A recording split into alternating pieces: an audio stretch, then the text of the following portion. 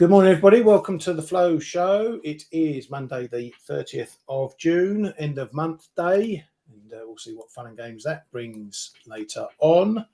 A bit quiet in the markets so far this morning. We've got a busy old week ahead, a shortened week as well with the US holiday on Friday. So we're going to be cramming everything into the next 3 or 4 days. Morning, Kay. Good weekend? Morning, Ryan. Yeah, relatively quiet. So yes, pretty cool. And as you say, very busy week that we have on the calendar this week, right? Yeah, absolutely. And we'll go over that in not too long a time. Right, let's get through some of the bits and bobs first. Going to start with a bit of data out of China. PMI data from those guys. This is the headline or the state PMI numbers coming out here. Manufacturing improving a couple of points to 49.7. Services as well improving by 2 pips to 50.5. According to China's Securities Daily newspaper, apparently the PBOC has signalled less urgency to cut RRR and interest rates in there. They do a sort of a quarterly outlook thing. They've apparently removed some text which says selecting opportunities to reduce the reserve requirement ratio and interest rates line. And they've replaced it with flexibly grasping the intensity and rhythm of policy implementation. Go work out that forward guidance. But apparently these guys in China reckon it means they are not so much in a rush to cut rates again. Part of that due to the boost in GDP and the economy in the early part of the year. But that may have happened in Q1 with all the trade stuff going on. We need to see whether that continues in Q2 or things go backwards a bit. But anyway, that was that from the Securities Daily. Over in Japan, Japanese and US trade talks are dragging on. They seem to still be at loggerheads over all the different components. The US is said to want Japan to buy more oil, which they've already hinted or told us they were happy to do so, but whether it's enough or not remains to be seen. But that's carrying on. We are well into the trade deadline time zone now this week. Could be finding we get a bit of a crunch point ahead of the holidays, but expect that to be a bit more of a focus as the days progress. Nissan could be in some further trouble. According to a company email, they've asked suppliers to accept delayed payments so they can free up some cash. So apparently they've offered their suppliers the option to be paid or on time or a higher payment later, saying that they've incentivized some suppliers at no cost to them to support their cash flow. They are apparently aiming for sufficient liquidity to weather turnaround actions and redeem bond maturities. It's also been announced this morning that they are looking to potentially cut 5% of their workforce in the UK. Kay, are we going to hear more of this type of stories? Is this trade related, or all Japan have faced various problems with shutdowns and whatnot? They've had problems before, but yeah, it's never a good news when a major car maker needs to resort to request for delaying payments. It's I think Nissan is just in a bit of a how do you call it, like a small street, and can't really get out of it right now. So just a continuation, I think, of their problems, but it comes at obviously a very wrong time, with all those tariffs and stuff, and where companies should actually or are asked to invest more, they can't. So no, I'm not sure it would see a spillover effect, or that other car makers like Toyota or Honda also are having the same issues, but Nissan to me doesn't look great right now. Yeah, so I mean, why would they, sort of going to suppliers is a sort of feels like a last resort. It's not as if they haven't got access to cheap funding Mm. with rates the way they are in Japan. So what could be the story there? Are they maxed out on their plastic, or they just don't do Yeah, that sort of thing in Japan? we know that they have been in a bit of a pickle since months, yeah. With those Renault and Nissan breakups and reties and what not, and I think a lot of money a lot of money got spent on lawyers. No, but really, I think is it the last resort? I don't really know. Imagine that we get a trade deal between US and Japan. They could all of a sudden see a revival, but right now they are not looking great in great shape, Nissan, I must say. Yeah, absolutely. What's this? We've got the ECB strategy review out. Um, Long story short, they say all tools remain in the toolkit, so they're not changing anything in that strategy review. Okay, right, move on from that then. Right, more data this morning. We had final GDP numbers from the UK, nothing of note there. GDP coming in quarter on quarter 0.7 as previously, year on year 1.3 as the previous revisions, better on the quarter versus Q4, but a little bit worse year on year versus Q4. Again, a lot of trade related stuff in there. The UK government was also been pimping, celebrating the fact that the UK US trade deal has kicked off. We're in it right now. So we were the first to get a deal with Trump done and up and running. Oh, it feels so much greater over here now. Right, moving on. We've had a lot of inflation data out from Germany, starting off with the import price index, which was softer on the month than expected, softer on the year than expected. Retail sales as well. Let me check that quickly, because I thought retail sales were reported down. Yeah, they were down. Yeah, down 1.6%. Oh, there we go. There, I was looking at that number there, year on year. Sorry, yeah, there it is, 1.6% a loss. So things are not booming yet in Germany, and whether this infrastructure spending that they're going to be doing, defence spending, is going to impact the consumer remains to be seen. But I don't think faster trains and buses are going to make retail sales pick up any more than they have. So still in the mire there in Germany.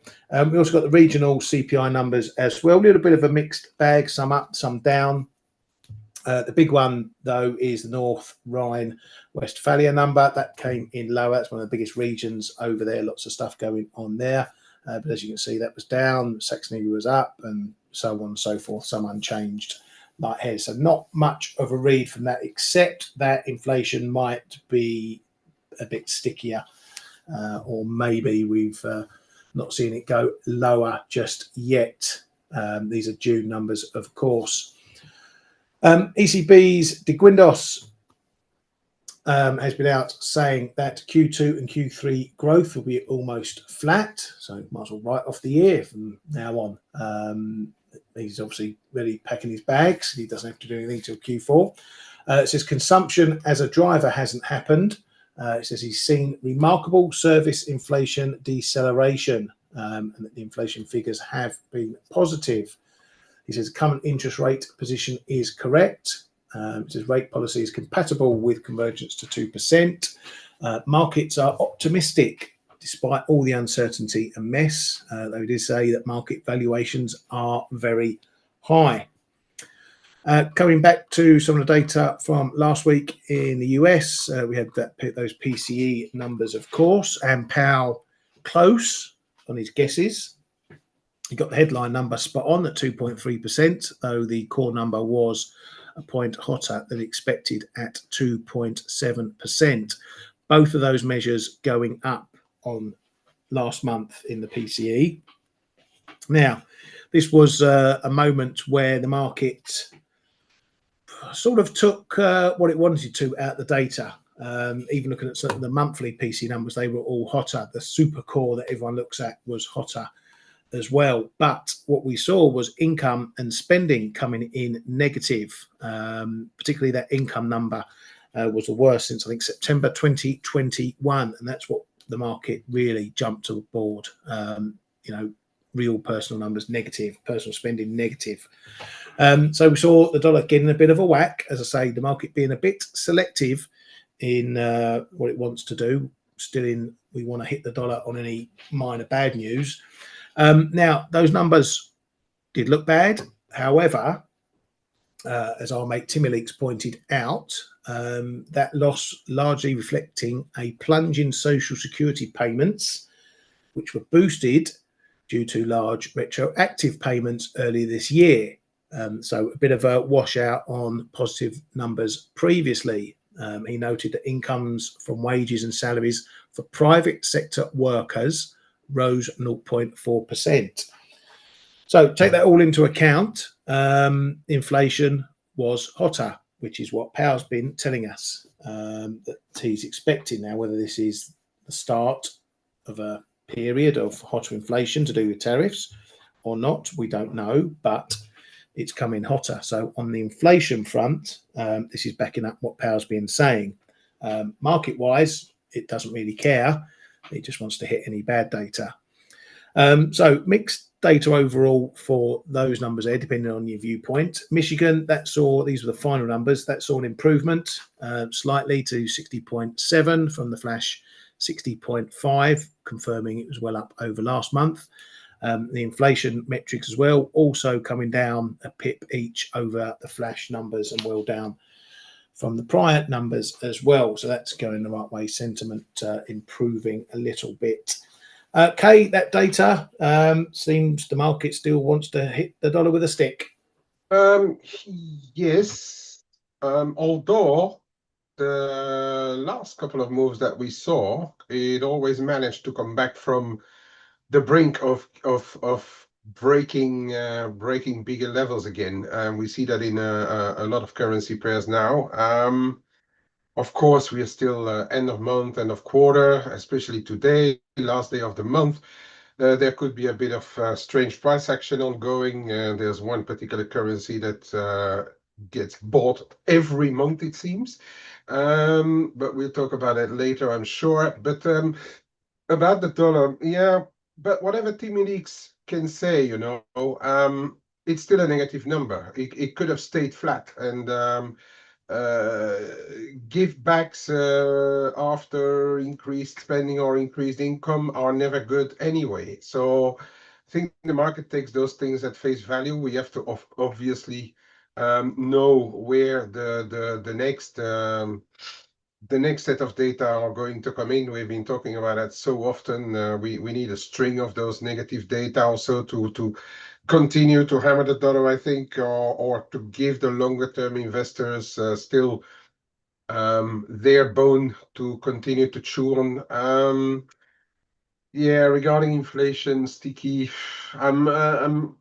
You know what? Just for now, and I've been saying that for a while. I think the Fed may still, even though Powell continues to talk about it, but other Fed heads are starting to look also a bit more at the second part of their mandate, and that I think is going to take to have more importance than inflation, unless inflation starts to ramp higher, of course. But for as long as we are sticky around here, I mean, 2.7 core, 2.3 headline.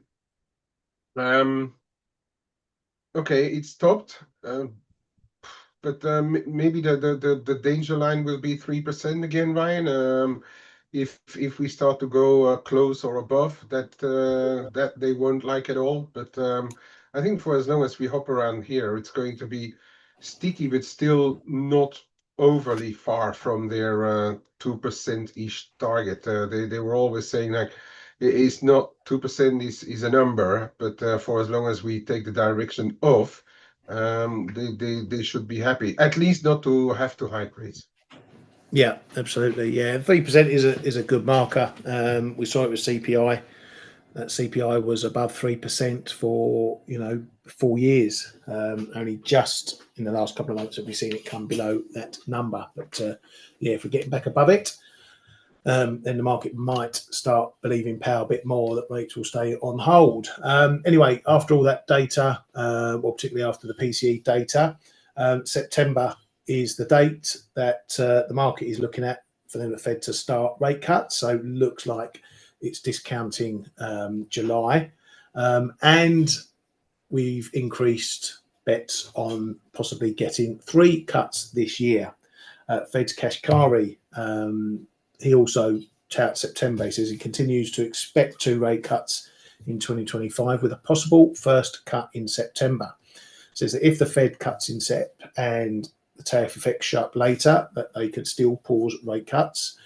Says official data so far reveals only a modest impact from tariffs on prices, activity and the labour market. Says the inflation boost is likely coming, but actual inflation indicates renewed progress towards the 2% target. Fed's Bostic says the inflation outlook won't be clear by July. So looks like they and the market is coming around to the fact that we won't get nothing in July. OPEC Plus is apparently looking at another supersized oil output increase, according to reports, but no doubt we'll get 50 million of those different sources reports over the weeks ahead. Right, trade stuff. Little bit of fun and games Friday night. Trump started off saying that July 9th date is not set. We can do whatever we want, and I'd like to make it shorter. So here we go with all the run up to the deadline chest beating. Then he dropped a bit of a bomb on the loonie, saying he's ending all trade talks with Canada, and we will tell Canada its tariff level for the next 7 days. And that's exactly why you saw Dollar CAD doing that on Friday when he dropped those bombs. So again, this is what we're going to be facing up to that 9th July deadline. The reason for that he ended all trade talks is because Canada announced they were putting on a digital service tax on American technology companies, which Trump called a direct and blatant attack. After that happened, Canada decided to drop their digital service taxes in an effort to get back to US trade talks. And they came out and said that trade talks with the US aim for a deal by the 21st of July, hence why we came all the way back down again. So that was a good bit of policy by Canada. We slapping on a digital tax and then playing a game of chicken with Trump that they lost pretty quickly. Yeah. What I took from it is that we discussed this kind of Canadian policies and tariffs and blocks or quota and stuff that some of the local Canadian provinces could put their own laws in place or their own tariffs in place, and it does look that Carney is taking back the reins and is going to decide about things himself, which would make it for us a little bit more easy to understand and follow the whole story. So that is mainly what I took from it, more than even his 180. The thing is that this digital tax had been decided and before he took the helm, right? So that is maybe why he just wanted to stamp his authority and say like, no, you know what, if we are going to negotiate stuff, it's going to go through me. Yeah, and well, you've got to wonder why you let it go through in the first place then. But this is going to be a similar bum fight with the EU as well, who are also looking at digital taxes. Even the UK, they must have kissed the ring over those to get that trade deal through, or it's something that's going to rear its head down the line. So again, another reminder that all this trade stuff that we've got going on is still only on specific areas. It's not wholesale. It's not get a trade deal done July the 9th and that's the end of it. There's pharma to come. There's other sectors to come. This is just on auto, steel, and all that sort of thing. So it's not over until it's over, although the market may get some relief if we get through this deadline unscathed, shall we say. Right. Anything else on the headline front, Kay? No, minor stuff. I will say minor stuff. I mean, Ishiba seems to be doing a little bit better. We're going to have elections over there in 3 weeks. Looks to take back a little bit. And what I've been saying for years now is a lot of people are talking about, yeah, Ishiba is in trouble and whatever, but it's the other side of the the other side of the political landscape. They still can't get their act together to bring one person also in front that could rival the LDP right now. So I think that is more again where we have to look at in the upcoming weeks. Can they get somebody to stand up and really stand up and deliver? You remember? Yeah. That was that is Adamant. still not the case in Japan. Yeah, absolutely. Right, as you mentioned, got a busy week. Tomorrow, sorry, is it tomorrow? Yeah, no, today we've kicked off in Portugal the ECB Sintra Economic Forum thingy majiggy.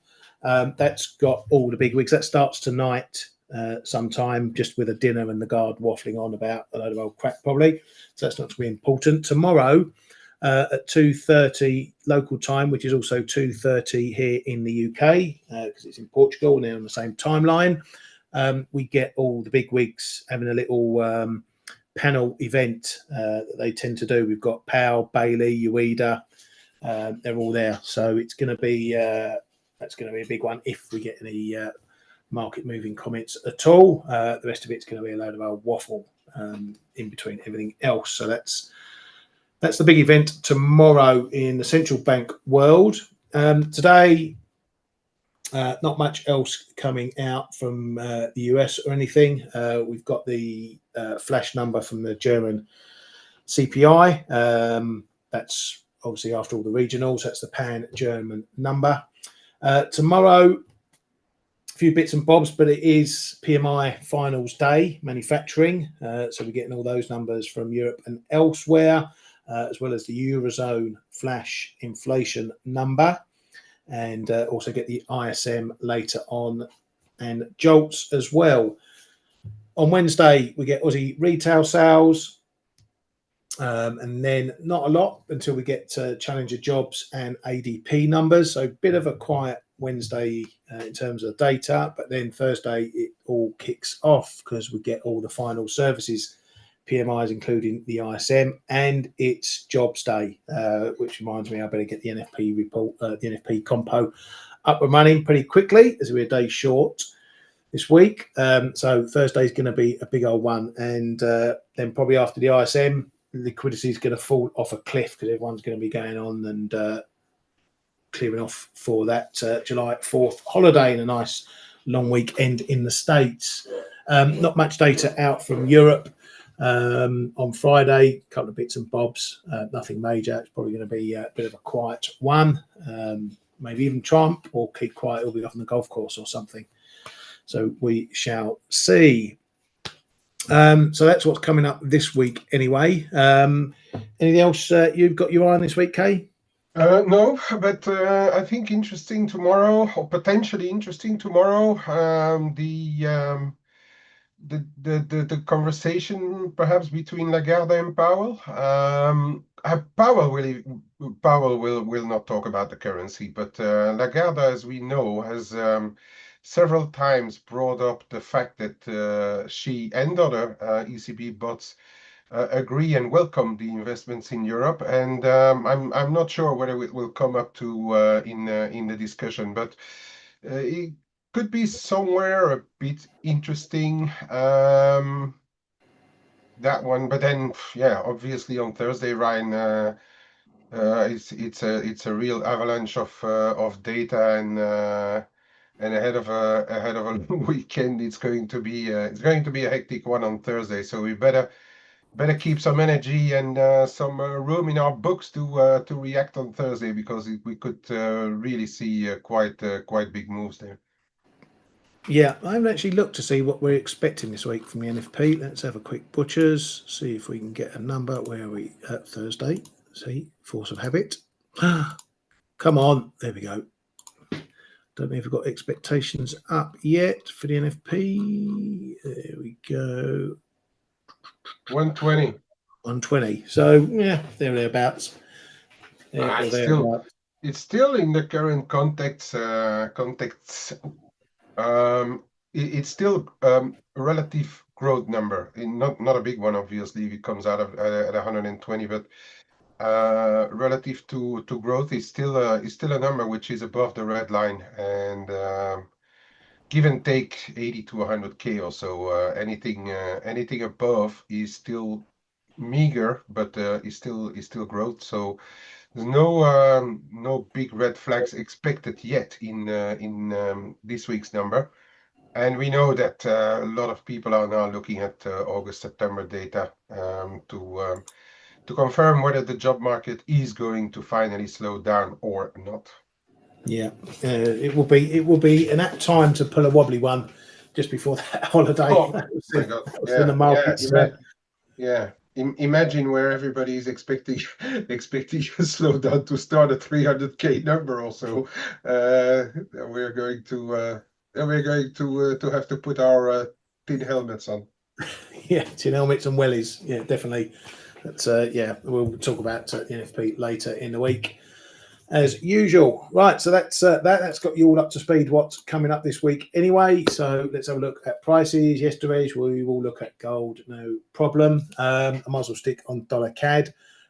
Still a bit short on this one. I wasn't actually at my desk when this lot happened. Fortunately, my stop remained intact at 137.60. So fortunately there. So that's at least confirmed this level up at the 50.55.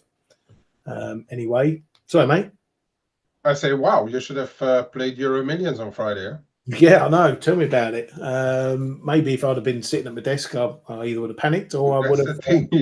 maybe had it back. I don't Some, know what I've that done on a is Friday some, night.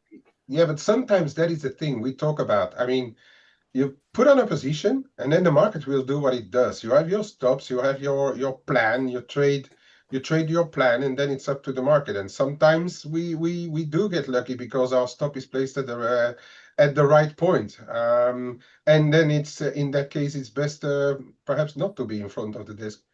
Yeah, you're probably right. Yeah, I might have done something stupid and got out of the trade. Not that, I mean, I wouldn't have been that bothered if I got stopped out because I've been cutting all the way down to this lows anyway. But still.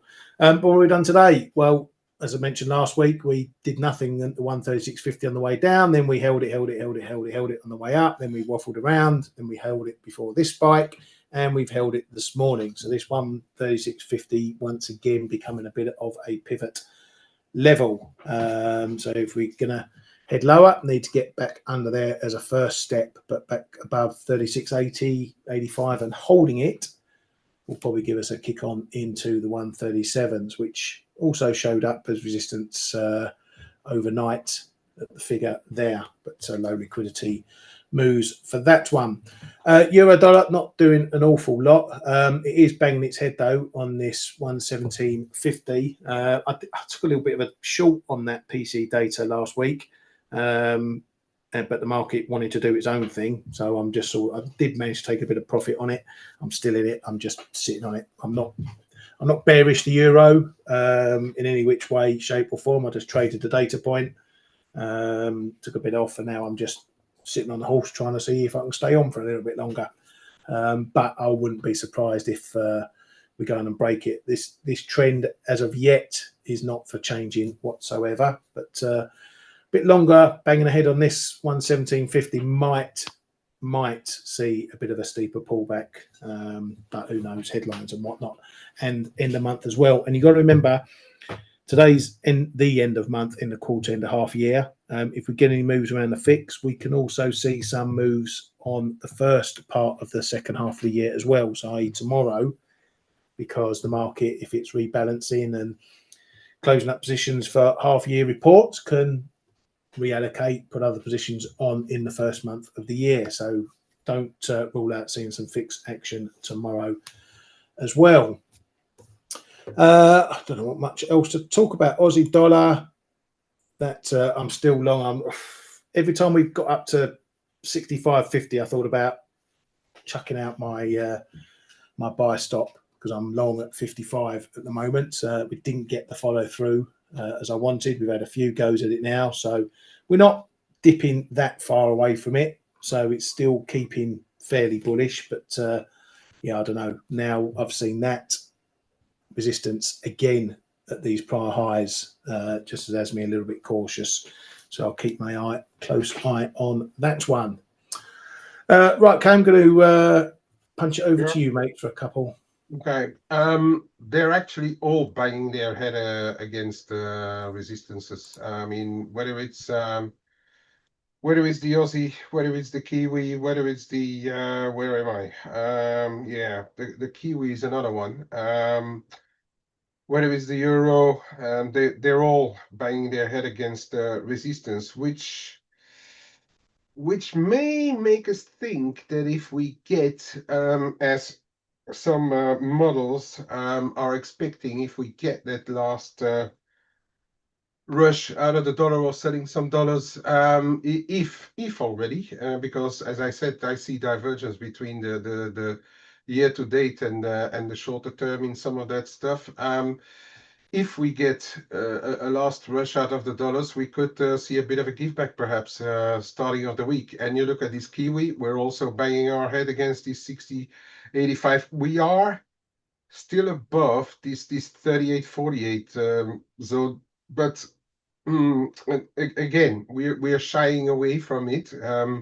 We went there again this morning, very early doors, late Asia, and we are shying away. Ryan just showed the Aussie, the same thing, and then you look at the cable, same thing happens. We went into my 137.47 resistance, gave it a couple of tries, gave it another try this morning, 137.40, and we are shying away. And I think it started somewhere on Friday. We had those sales in dollars, and then no follow through. And I think we need to be, at least I will be, a bit cautious. As I say, if we see a last rush into our 4 p.m. or so in London, and we can't hold it, let's say, especially after the fixing, it could mean enough for the start of the month. So I'm going to be cautious. The next level above is around 138.15. And then if you look at the downside, we did hold the 136.80. So that's an interesting little hold. And then around here, I think 136.5 short-term trend line. That is also a little bit of an intraday support if we ever get there. For the bulls in cable, the short term at least, I would be a little worried if we start to get back below 136.15.20 in the short term at least. That short term line here is we also have a trend line which comes from a little bit further away, and the break we had a bit of a retest and then the move up, and I would be a bit cautious if we start to break below 136.15.20. Okay, so this is a rather important level I am watching carefully to know if this move is going to hold in the end, or if we start to correct a bit deeper. All right. And again, we're seeing a lot of those things, but there's one currency, as I said, that is a bit to old boots, and we're seeing that nearly on every month end. It's the Swiss franc. Despite a lower KOF, despite the weaker numbers in Switzerland, despite complaints about the stronger Swiss franc, we're seeing again a month end where the Swiss franc is bought. Okay, Where can it lead us? Maybe 93.30 or so in the Euro Swiss. But